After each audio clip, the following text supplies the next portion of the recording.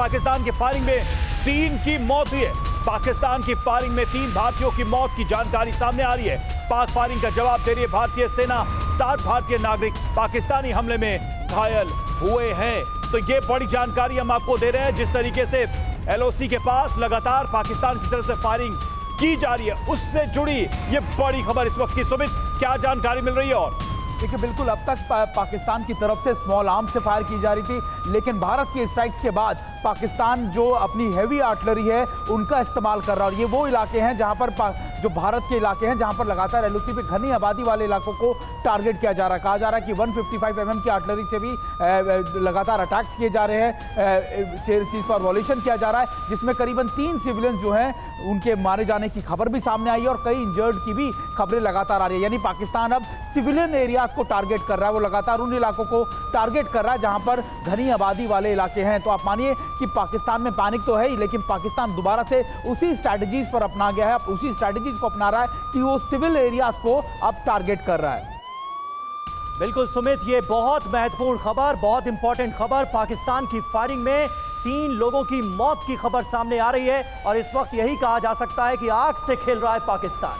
आग से खेल रहा है पाकिस्तान, सिर्फ और सिर्फ यही कहा जा सकता है, क्योंकि आतंक फैलाने का अंजाम क्या हुआ ये पाकिस्तान ने देख लिया। अब सीज फायर वायलेशन करते हुए LOC पर लगातार गोलीबारी की जा रही है पाकिस्तान की तरफ से और सिविलियन इलाके को टारगेट किया गया है। 3 भारतीयों की मौत की खबर इस वक्त सामने आ रही है। हमारे साथ स्टूडियो में खास मेहमानों का एक बड़ा पैनल इस वक्त जुड़ चुका है, हमें ज्वाइन कर चुका है lieutenant general VK Chaturvedi ji.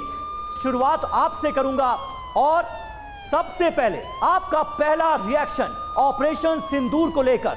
जो इलाके सोचे गए, जिन जिन इलाकों को टारगेट किया गया, वो सभी टारगेट पूरी तरह से कामयाब रहे, सफल रहे। साफ किया गया है कि यह जंग किसी देश के खिलाफ नहीं, यह जंग सिर्फ और सिर्फ आतंकवाद के खिलाफ है। इस मैसेज को आप कैसे देखेंगे? समीर, बिल्कुल सही आपने एनालाइज किया है। ऑपरेशन सिंदूर हमारी जो जीरो टॉलरेंस पॉलिसी है आतंकवाद के खिलाफ, उसके तहत किया गया है, आतंकी कैंपों में किया गया है। उसके अलावा जो हिजबुल मुजाहिदीन और जैसे मोहम्मद और लश्कर तोयबा के जो हेडक्वार्टर्स थे वहाँ पर किया गया है। और इसको देख कर अगर मैं सोचता हूँ तो जब पाकिस्तान इतना कहता है कि हम तो आतंकवाद से सबसे ज़्यादा सफ़र कर रहे हैं, तो उसको तो आज भारत का धन्यवाद देना चाहिए कि हमने उन टेररिस्ट कैंपों को जो वो नहीं कर पाता था उनको डिस्ट्रॉय किया है। और दूसरी बात मैं कहूँगा, हमने एयर स्पेस को 99.9% मैं जो अभी समझता हूँ शायद वायलेट नहीं किया। अपने इलाके से इनको अटैक किया है, स्कैल्प मिसाइल या हैमर मिसाइल्स का यूज़ किया है और केवल टेररिस्ट के ठिकानों को मारा है। कोई मिलिट्री टारगेट को नहीं एंगेज किया, कोई सिविलियन टारगेट को एंगेज नहीं किया है।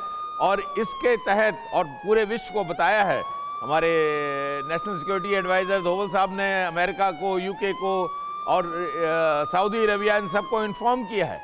और मैं सोचता हूँ जब तक एक हमारी मिनिस्ट्री ऑफ डिफेंस की ब्रीफिंग या मिनिस्ट्री ऑफ एक्सटर्नल अफेयर्स की ब्रीफिंग 10 बजे जो ड्यू है, तब तक हम लोग कोई भी प्रकार की अफवाहों को नहीं माने और केवल जो भारतीय आधिकारिक सूत्रों से जो खबर आती है उस पर विश्वास करें। और भारत एक बहुत शक्तिशाली देश है। भारत किसी हालत में अपने नागरिकों के ऊपर इस तरह का व्यवहार जो पहलगांव में किया था इन्होंने, एक हमारी बेटी जिसका सिंदूर 7 दिन में उन्होंने, बिल्कुल सर, ये संदेश पाकिस्तान जो ऑपरेशन रखा है ये उसी के लिए रखा ये संदेश पाकिस्तान में बैठे आतंकियों और उनके आकाओं को साफ